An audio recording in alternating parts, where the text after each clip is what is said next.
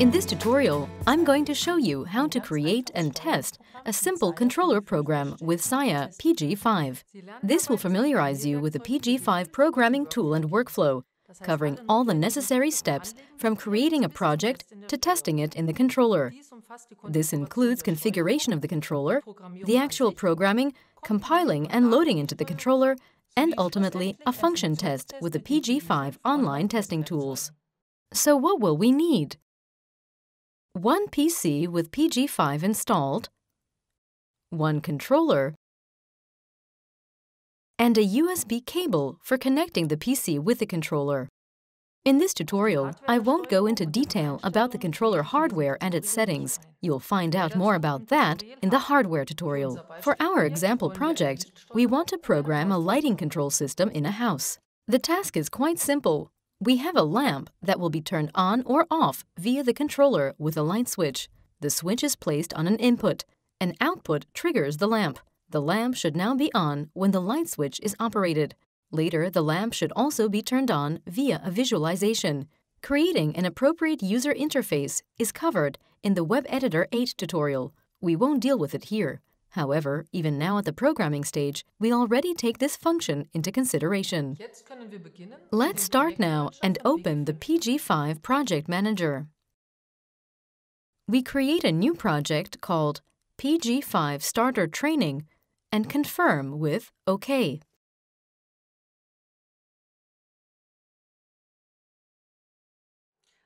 First, we want to establish communication with the controller, so we plug the USB cable into the PC and the controller. The connection is configured via Online Settings. Here we have to select our channel as S-Bus USB and set PGU to Yes. We check the online connection to the online configurator. Here we transfer the PC's current system time to the controller with clock. By doing this, we synchronize the time on both PC and controller.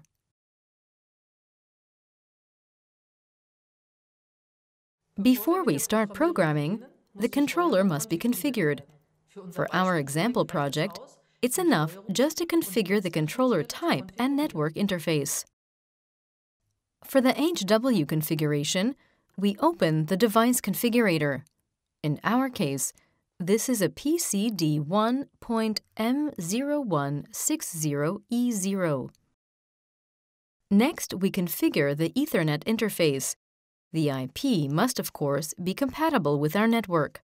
In our case, this is 192.168.12.82.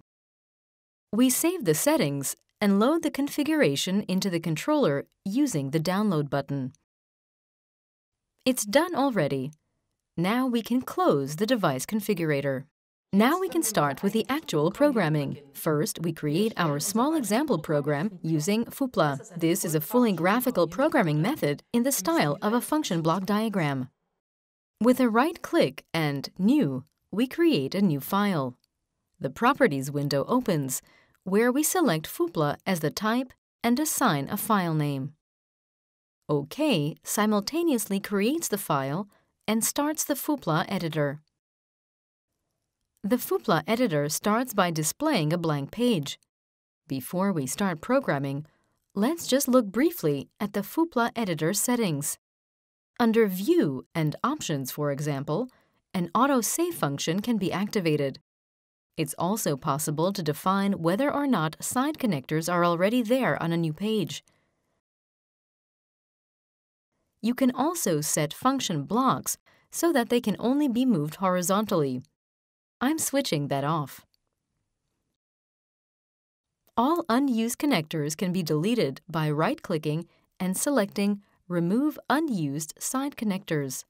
PG5 offers extensive libraries with ready-made functions for everyday automation needs, the so-called FBoxes. The FBox libraries are located on the left side. Clicking on All displays all available libraries. These extensive libraries allow you to implement a wide variety of functions simply with drag and drop. In the Page Navigator, we can jump back and forth between different FUPLA pages. By clicking on and activating the Properties window, we can, for example, give the FUPLA page a name. Windows can be fixed or can close automatically. If you have closed one by mistake, you can reactivate it via View. In PG5, the workspace can be individually adapted to your own way of working. This means that individual windows can be placed wherever you want on the screen. An FBox can be removed by clicking the Delete button. We need the binary XOR FBox for our small lighting control program. Some FBoxes can be dragged to a different number of inputs. The inputs are fixed with the second click. A right click drops the FBox. We provide the FBox inputs and outputs with connectors.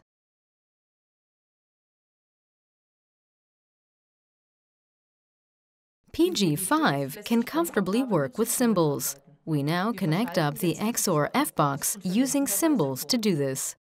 The symbols are listed below the FUPLA page. Under All Publics, here in the Symbol Editor, all symbols are already provided for our controller's digital inputs and outputs. We want to use digital input 0 to control digital output 0. We do this by selecting the symbol with the mouse and while pressing the left mouse button, dragging it into the FBox input. We do the same thing with digital output 0. Select the symbol and drag it onto the FBox output. Now we also want to create a symbol that we can use to switch the light on and off internally from the program. We'll call it basic.switch.